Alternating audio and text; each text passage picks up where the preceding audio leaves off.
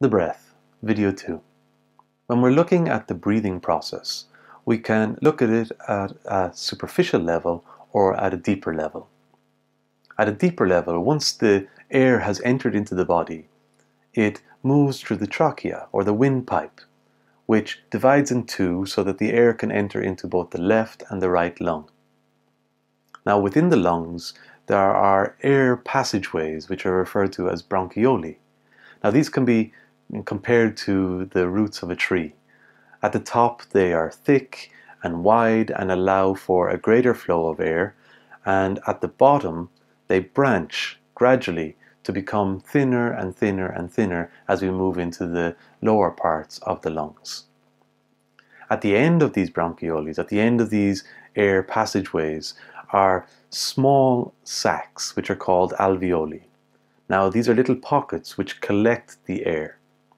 And as there are more bronchioli at the base of the lungs, then there are more alveoli at the base of the lungs.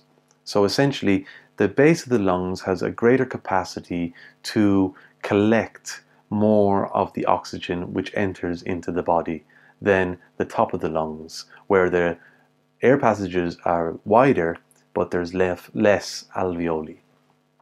To collect the oxygen from these pockets, there are capillaries, blood vessels, which run behind or around the pockets of air, the alveoli, and collect from the pockets of air the particles of oxygen. So they absorb the particles of oxygen into the bloodstream, and these particles of oxygen are collected within the blood cells called the hemoglobin.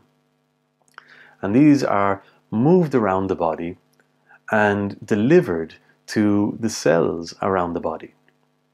So this is an exchange which takes place where the hemoglobin delivers the fresh oxygen to the cell, and the cell gives back the already used oxygen, the carbon dioxide, back to the bloodstream so that it can bring it back to the lungs and the cycle can repeat itself again.